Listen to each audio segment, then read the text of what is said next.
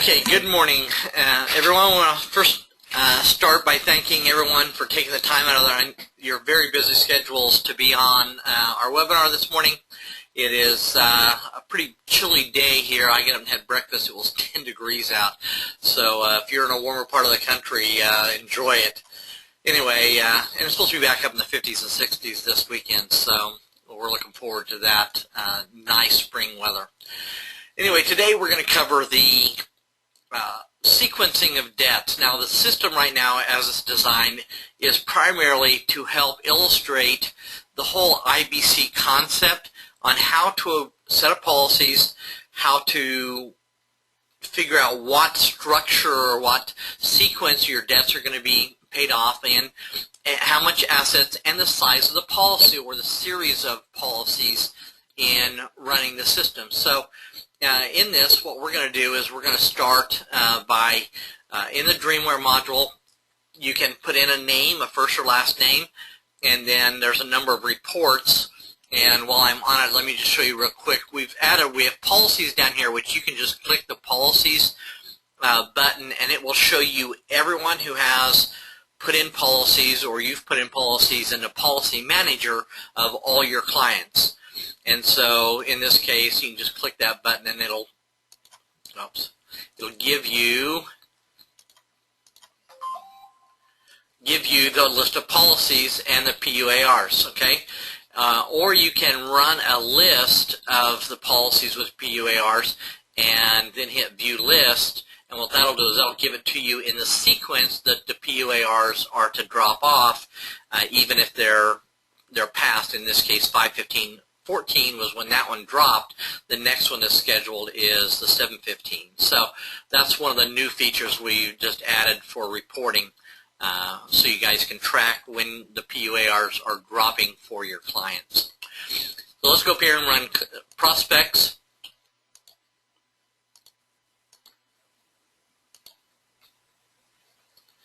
And we'll do, let's just do the own banks.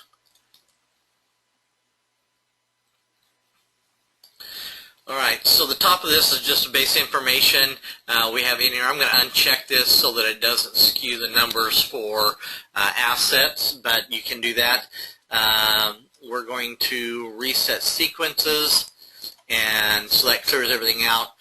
And we have a number of policies here, starting with a 25,000, 10 starting in year 3, another 20 in year 5, and a 20 in year 8. So all total, there's $40,000, $50,000, $75,000 of premiums by the time they get to year 8.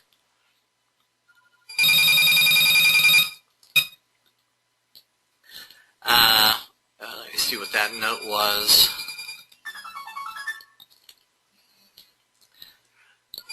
Drop-off works. Yeah, the auto remon. Yeah, one of the things we have built into the system is for the PUAR for you to be notified, but you have to have an account in the policy manager, and once you set that up and say how many years the PUAR is going to drop in, then it will send you an email or send your client an email 3 weeks before and then 1 week before, because there may be some paperwork they need to do and to get in touch with you as the agent. So Mike just commented that he had one in the system, and in fact it sent him the thing that he liked that reminder. So these are the policies. Let's go up and look at the assets and see what we have. So we have, we've liquidated, I'm not going to use this 30,000 because it skews it so much, but we can come back and look at that later. We have 18,000 from the stocks, which is 2,000 set aside for taxes. Mutual funds, we liquidated all that, and there's 4,500 available. Again, 500 was set aside. And then 50,000, 20,000, because they're in a 50% tax bracket, so it did that as well. So, oops.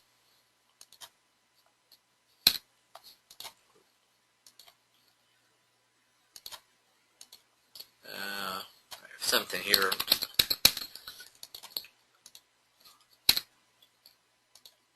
There we go.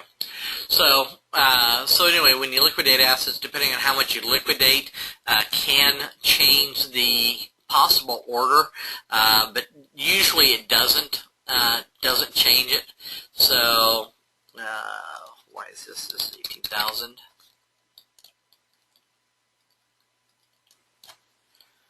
Oh, because we don't have any debts paid off. Okay. So with the liquidation, what's happening is it's giving me not an error, but it's telling me that I don't have, because I don't have the stuff sequenced. So let's go look at the debts. We have the primary mortgage that has 205 months left to pay. It's $212,000 at $13.55 a month, 3.25% over 30 years. Now, one of the big mistakes that a lot of people make is instead of having the length of the loan here, where it says 30, they'll say, well, I've been paying out for 3 years, so they'll put in 27. So that's one of the things to look for in here. It'll change it a little bit, but not a lot. So it's not a huge thing unless they've got, it's 5 years, in which case it does skew the numbers. So typically it needs to be the length of the loan as it was originated in this number. Next we have the HELOC, which is interest only. It's got, and we're saying 97 months to pay off. Essentially we set that at 1 month over our snapshot.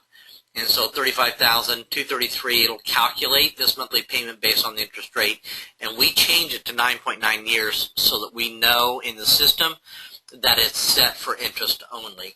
Next we have credit cards. There's only one, $7,500, $184, they're paying $285, putting a little bit more towards it to pay it down, and then the interest rate of 10%. Next we have vehicles. There's 3 in here. The first one's a Dodge Charger, the second one's a Kia Soul, and the third one's actually a rental property for the system. Because we only have 2 places for mortgages, so you could use this as a rental property, and it's just nice to have some way to identify it. Maybe there's a neighborhood or a town or a city or whatever, and then maybe an address and say that it's a rental so that the system shows that it's a rental property and you can identify which one it is. We have had people run as many as 14 rental properties, or actually 9 into the system because you can't use credit cards, but you can use the 2 mortgages, 3 vehicles, and 4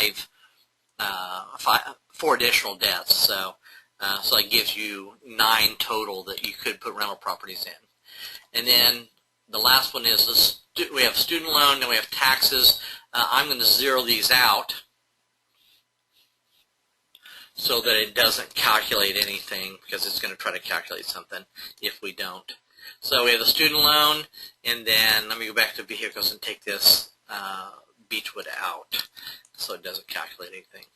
All right, so those are our debts. So you could go through and figure out the lowest ones and the highest payment and all that stuff.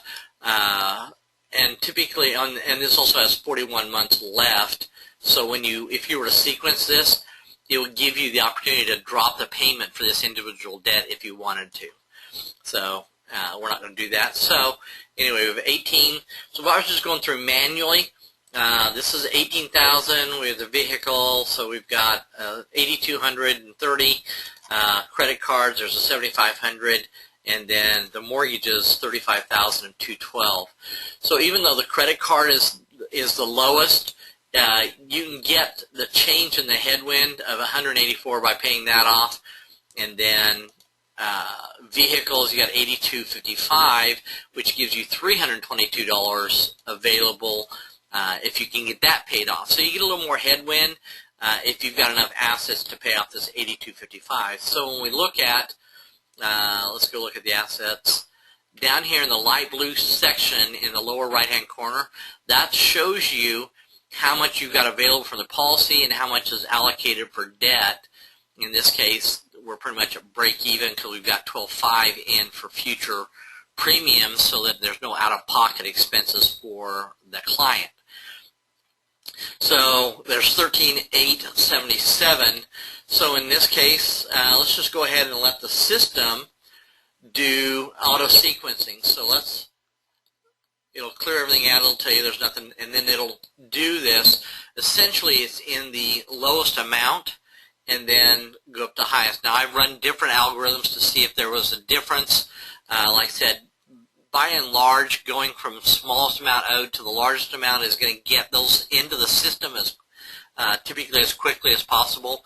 The only difference is that if there's not enough to pay off the Kia Soul, we may want to change that around and see what it will do, but at least it's pretty easy. So, and usually the things like the HELOC, primary residence, and rental properties are going to be at the end because those numbers are so much bigger, so it takes a lot longer to get those paid off before you see a change from the headwind into the tailwind. So now that these are sequenced, now you can just hit run sequence. When you have the run method, there's a couple different methods to run. One is that you can use all available cash values to pay for the premium, so whatever's in the policy, you can borrow at the end of the year, use that to pay premiums. Next, you can do each year one at a time, which gives you a chance to fluctuate that. Maybe they know they're going to have a bonus in a year or so, and so you may want to put that in and let that as new money go in instead of just letting it come from policies. Or you can do all new money, and for high net worth individuals who are trying to put as much money in these systems as possible, that's the one you want to choose. So from an economical standpoint, the most efficient and the use of the cash is to let the cash values pay premiums. The other thing is this miscellaneous account. Now this is a fictitious account. It's just our way of having some place to store funds if your policy is paid up in full. Essentially, let's say, for example, you have a $10,000 loan from your policy, but you have created a tailwind of $2,000 a month. That means that $10,000 loan is going to get paid off in 5 months. So now you still have 7 months of $2,000 a month to put somewhere. Now, we put it in the miscellaneous account, but in real life, if they have a flexible paid-up additions rider on their policy, they can continue to send that in until it hits a certain level, or the company may use some of that to buy a term policy so it doesn't mech. If you don't have that, they're going to want to set that money aside into a savings or an extra checking account or whatever it is. I don't care if you put it in a tin can in your backyard. Just don't spend it, because the system is going to say that money is available. And so if they had an extra $14,000 that's going to come in after they pay their loan back in the policy, and they spent that $14,000, it's going to offset the system, and we don't know. So the whole idea is that in the miscellaneous account, that money is available to be used by your client. All right, so we're going to run the analysis.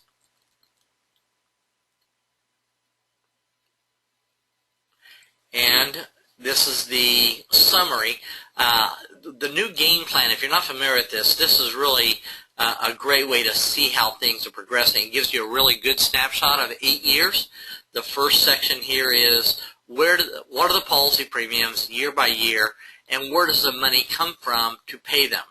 So the first year is $25,000 we liquidated, and so that was $25,000. The next year we had $12,962 available in the cash values to pay on that. Then we took $12,038 from what we had allotted for future debt, and future premiums.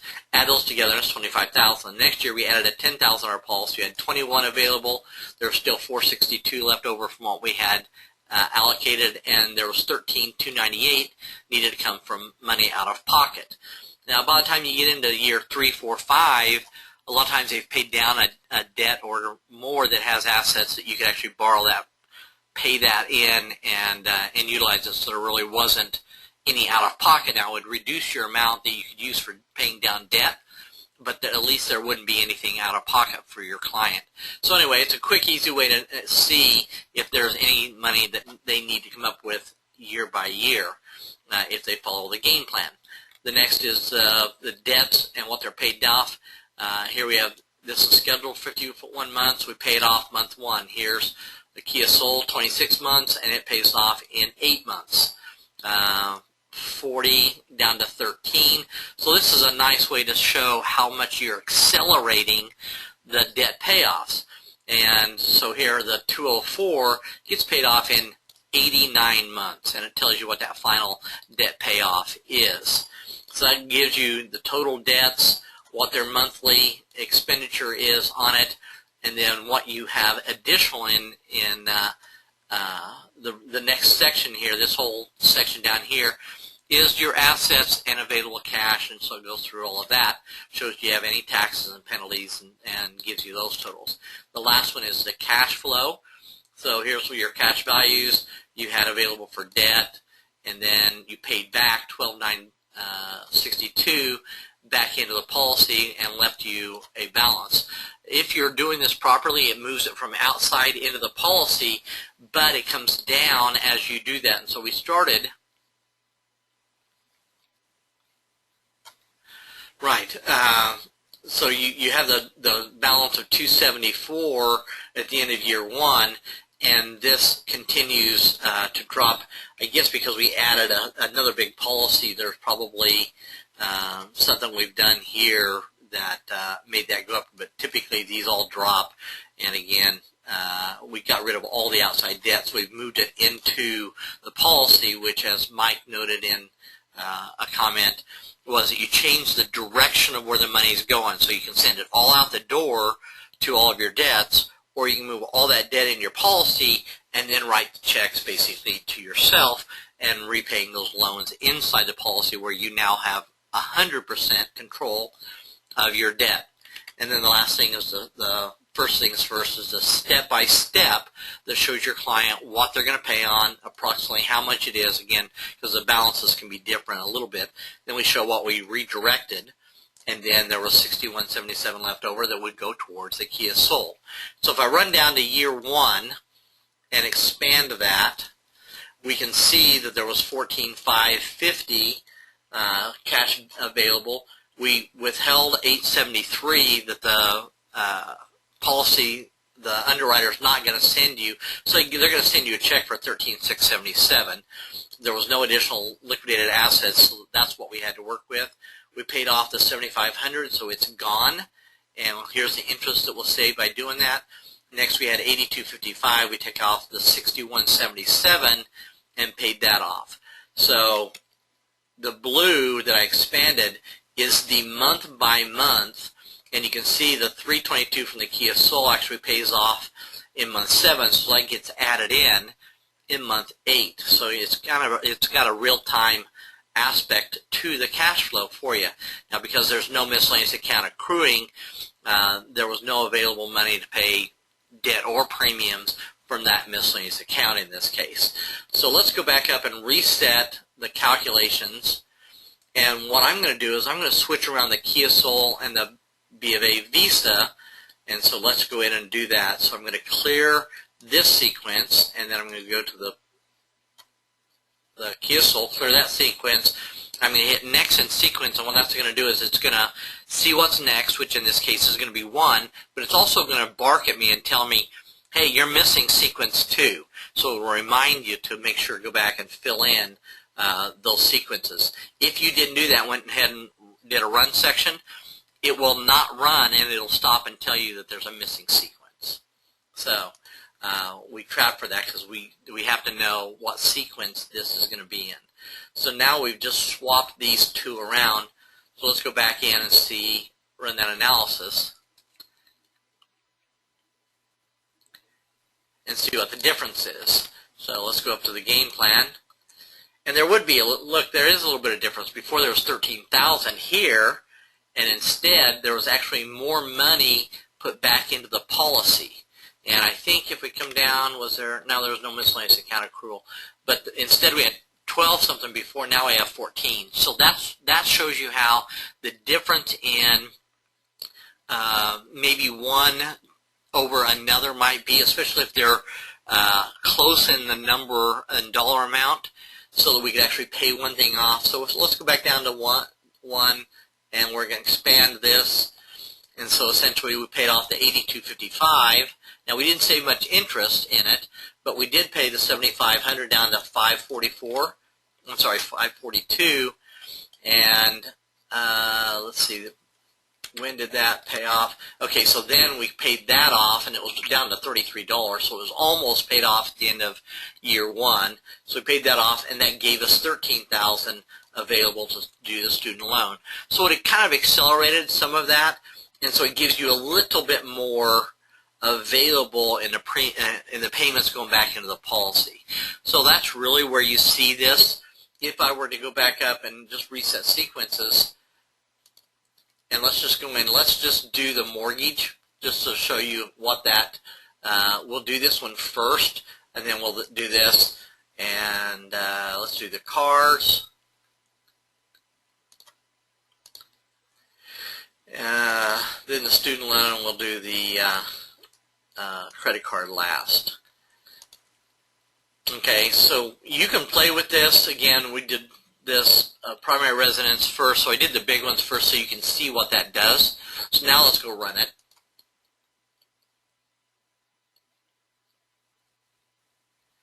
And now when we come up to the game plan, there's going to be a little bit more. And here, there's actually 81,000 came out of pocket before. It was 53,000 we started. So you can see that you're not gaining much headwind. Actually, in this, there's 204. We did pay it off in 71 months. 96, which actually this would never pay off because it's interest only and it'll convert. But we paid that off in 85. The other ones, the rest of these probably paid off before the end of the sequence, and they paid off from regular payments without using the system to accelerate their pay down. So although they're probably all paid off, it didn't really help you in a cash flow scenario. So it just depends on how all of that runs out. So if we come down to 1 and expand all, we had 863 was from all the additional debts of 525 from the qualified plan, 100 for savings, 100 for stock, $73 from additional funds, and $101 in overpayment. So that's the only money you have to work with. So it's 863, 863, 863 till finally the Kia Soul pays off, and so we do add that back in. So by it paying it off normally, it did add that back in to the system. Next, we have the same thing. The student loan pays off in month 40, so we add in the student loan of 502. So that's the only reason these are increasing, is not because the system is accelerated paying them down, but because they paid down due to the fact that they were paid off through regular payments. Then finally, we have the B of A. It pays off in 51 months. And then here we see the 1355. This is the primary residence. It tells you up here it paid off in January of 21, and you save $23,000 in interest by that paying off. So by things doing just normal attrition, it actually figured that out and added that in. But you didn't get a lot of boost from the system by accelerating and using and changing the direction of a lot of the payments you had before. So that's pretty much how you can run it. If you want to reset the sequences, just do that, and auto sequencing comes in, puts that back in, and it's that quick and easy to rerun the entire analysis and see what you do. Again, you can run these if you want to see what a different strategy or different sequence may be. Then you'll have those numbers available, and so you can show your client. And although the auto sequencing accelerates, gives you some time back, so you don't have to go through all of that, you certainly need to understand the sequences and what different numbers can do. So I would recommend that you spend some time in the system and play with it, do some different sequences so you can see how the numbers turn out. Let me go in here and unmute everyone and open this up for some questions. So, any questions out there for what I covered here to start with? Hey, Nick, this is Tom Young. Well, good morning, Tom. How are you? Hey, we're good.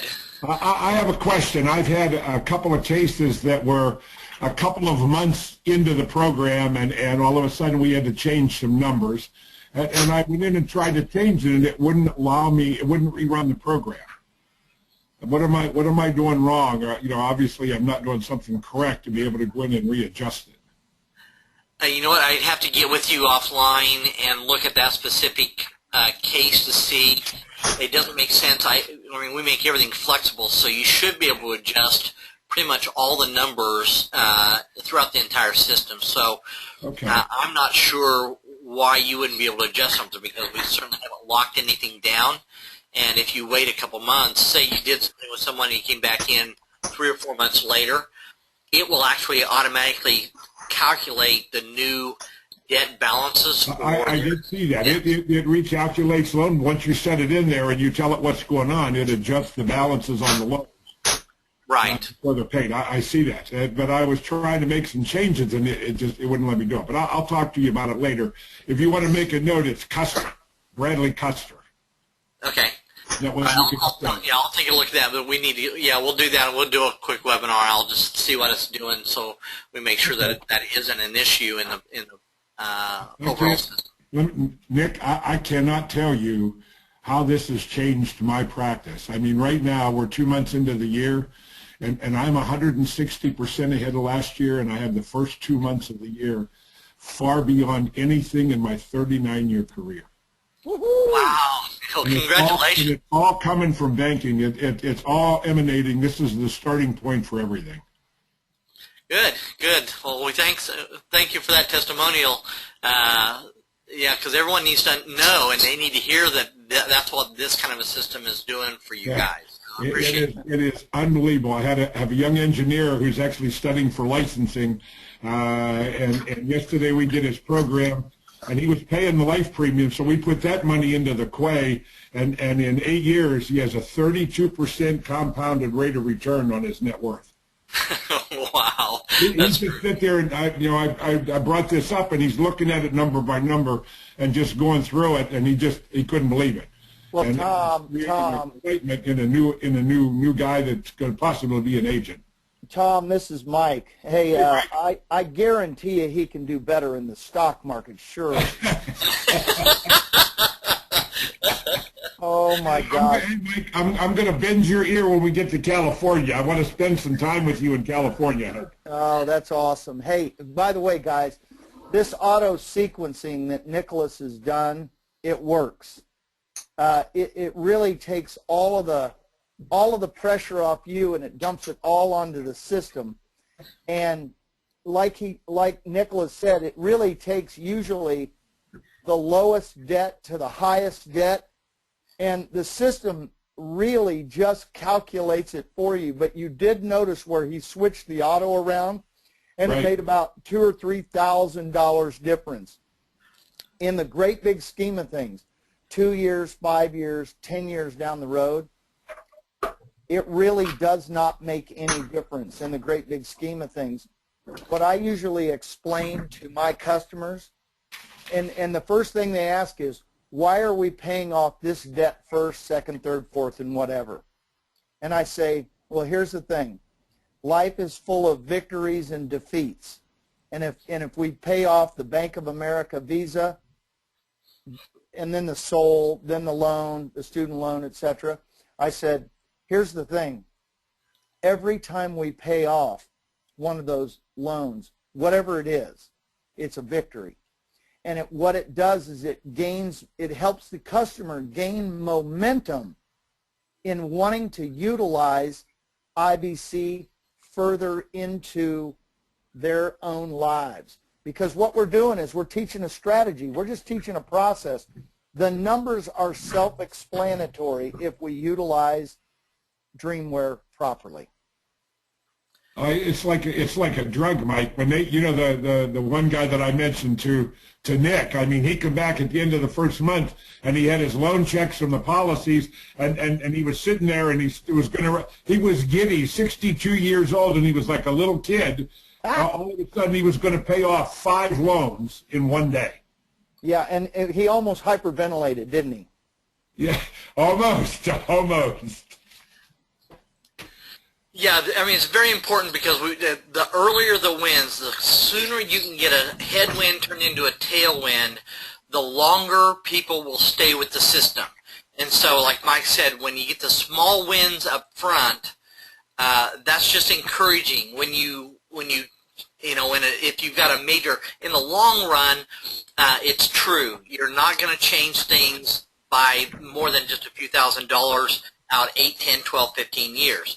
But getting them to stay with the system for 10 or 15 years, it only happens if in the beginning, it's kind of like if you're going to lose weight and you go 6 months and you've lost none or 1 pound, you're going, why am I putting myself through this?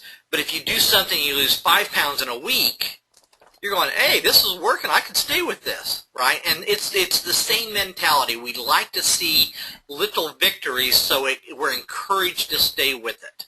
And so that's what the sequencing, doing auto sequencing, was designed to do. So it kind of takes the guesswork out, and I spent an entire day doing nothing but running through various algorithms and models, trying to see if there was another way to do it. And the only time there was an exception was if there was enough assets that could take and pay off a major debt that gave you a lot more change in your headwind into a tailwind. So that was the only time.